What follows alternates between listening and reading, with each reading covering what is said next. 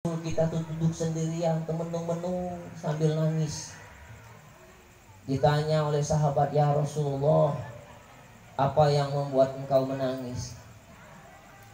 Aku rindu dengan saudaraku. Kata sahabat, bukankah kami ini adalah saudaramu? La, antum sahabat. Kalian adalah sahabatku. Lalu siapa saudaramu ya Rasulullah? Saudaraku itu adalah orang-orang yang belum pernah melihat aku dan tidak mengenalku, tapi dia cinta kepadaku. Siapakah mereka? Kita ini. Tahan berdalu-dalu. Jangan balik kamu ya. Kita ini adalah saudara Rasulullah yang dicintai oleh Rasulullah. Di zaman dahulu belum pernah ketemu kita, kita juga belum pernah ketemu sama Rasulullah, tapi cinta kita, mahabbah kita kepada Rasulullah luar biasa. Kalau nyebut nama Nabi Muhammad sallallahu alaihi wasallam, jawab dong. Ini adalah rasa syukur kita kepada Allah bahwa tanpa Rasulullah kita nih sesat, masuk neraka galuh gitu. Karena ada Nabi turun sebagai rahmatan lil alamin sehingga kita selamat. Pintu ampunan dibuka oleh Allah bagi umatnya Nabi Muhammad sallallahu alaihi wasallam. Nah, jadi dijagalah akhlak ini. Adab. Karena orang yang berilmu sama orang yang beradab derajatnya lebih tinggi orang yang beradab daripada berilmu. Kenal gak dengan Ibnu Mubarak? Ibu-ibu kenal gak sama Ibnu Mubarak? Bapak-bapak gak kenal? Sama aku juga gak kenal. Ibnu Mubarak itu seorang ulama, menuntut ilmu 50 tahun, 30 tahun nuntut ilmu adab, 20 tahun nuntut ilmu agama. Jadi mana yang lebih diutamakan dalam menuntut ilmu itu? Adab. Lebih baik berteman sama orang yang sedikit ilmu punya adab daripada ilmu tinggi tapi adab. Mana yang lebih nyaman? Kamu duduk sambung berilmu, ISIS ini salah itu salah, dimarahi terus. Mana kenyaman itu kamu? Walaupun profesor, doktor, duduknya celo ini celo itu celo, nyaman enggak? Ada yang ngomong-ngomong betok tapi akhlaknya baik. Lingal tapi akhlaknya baik. Enggak pernah nyuruh igawi wong, adem, ayem, tenang. Pernah enggak lihat seperti itu? Banyak, Pak. Itu calon surga itu daripada kita sok tahu. Nah, inilah yang harus kita angkat di permukaan ini, akhlak. Sahabat nanya, hadis yang diriwayatkan oleh Ahmad, man huwa ad-din ya Rasulullah? Apakah agama itu ya Rasulullah? Ad-dinu huwal husnul khuluq, ad-dinu huwal husnul khuluq, ad-dinu huwal husnul khuluq. Agama itu akhlak yang mulia, akhlak yang mulia, akhlak yang mulia. 3 kali Rasulullah mengatakan betapa pentingnya akhlak. Kita kalau melihat sesuatu yang indah yang Allah ciptakan di bumi ini, hati kita tenang, bahagia tidak? Bahagia. Kalau kita mendengarkan suara-suara yang merdu, yang dilantunkan lagu-lagu nasyid sholawat yang dibawa oleh hadro kita nih, enak tak dengarnya? Tenang jiwa, tentram, adem, bahagia, indah. Karena Allah itu indah. Allahu jamil yuhibbu jamal. Betul tidak hadisnya? Allah itu indah, mencintai keindahan. Tapi ada yang lebih indah daripada apa yang kita lihat, dari apa yang kita dengar. Apakah itu? Indahnya akhlak. Cewek cantik, besar, tinggi, putih, badan wangi, duit banyak, wong kayo, akhlak buruk, hilang cantik. Betul tidak?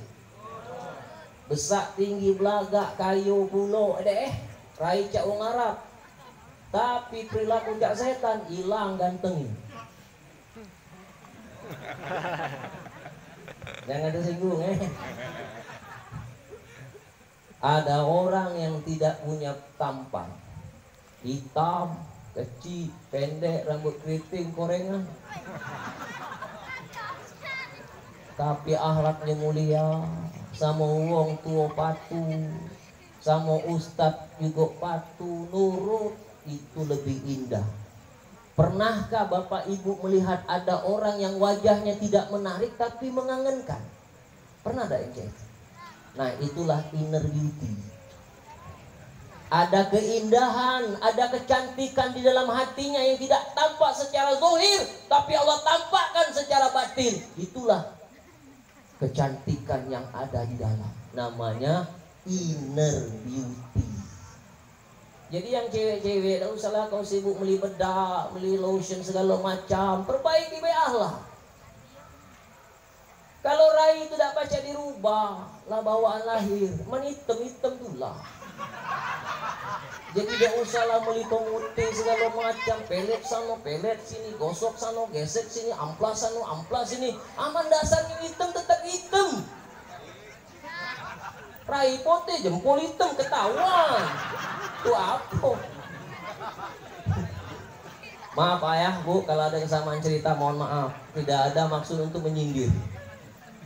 Tapi kita harus belajar menerima kenyataan. Ini rasa syukur kita. Kita cantik, manis itu karena hitam. Dan Allah tidak mungkin salah warna ngasih. Kulit kita hitam itulah yang membuat kita nampak cantik. Kulit hitam inilah yang kita nampak gagah. Karena Allah tidak mungkin salah warna. Allah itu proporsional kalau menciptakan manusia.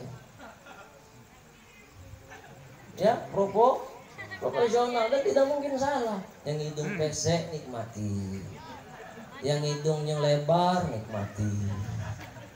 Tidak usah dioperasi-operasi. Itu tanda orang tidak syukur. Kita tidak bisa meniru wajah Rasulullah, karena Rasulullah itu tampak seperti rembulan yang tidak pernah habis cahayanya. Tapi ada yang bisa kita tiru dari Rasulullah, berwajah cerah.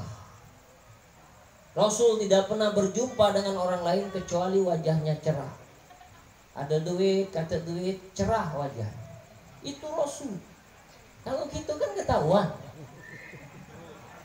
Kalau kita bahagia semeringah itu biasanya isi dompetnya banyak itu. Betul Pak Darukut nih? Ya Pak Darukut nih. Senyum. Banyak duit. Aku tidak galak masuk suku Korea. Mana kamu yang buntu? Nah budak itu buntu lah. Usuk lagi dia. Tahu pakso dia tuh. Pegang deram besar ini. Berarti kita bertuhan dengan harta. Jadi nak nyingok uang itu, tauhidnya kuat itu, lihat waktu dia buntu, lihat dia waktu punya duit. Kalau wajahnya flat, berarti dia itu bersandar kepada Allah. Tengoklah kamu. Ibu-ibu juga sama. Kapan di ujung bulan, bila tak katik meringas. Anak dimarahi, kucing dimarahi, ayam dimarahi, segalanya ngoceh dari pagi sampai sore. Karena aku butuh. Aku ngelawak dikit tak apa-apa bu ya, karena malam ngantuk. Jadi dikit-dikit bela gitu. Nah jadi jagalah akhlak itu sebaik-baik mungkin. Apa akhlak Rasulullah itu? Al-Quran. Jadi kalau kita sering baca Quran, kita sedang mendalami isi hati Rasulullah. Sering baca Quran sama kita sedang mencari isi hati Rasulullah, mendalami isi hati Rasulullah. Siapa yang sering baca Quran selamat hidupnya.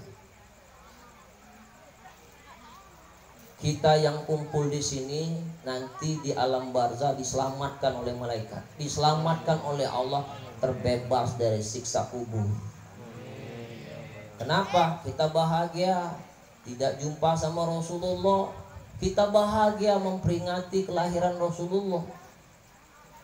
Tidak usah kita yang beriman percaya kepada Allah. Abu Lahab itu musuh Rasulullah, paman Rasulullah, yang pernah ingin membunuh Rasulullah pun ketika dia mendengar berita bahwa dia mendapatkan keponakannya Muhammad dari seorang budaknya, dia bahagia.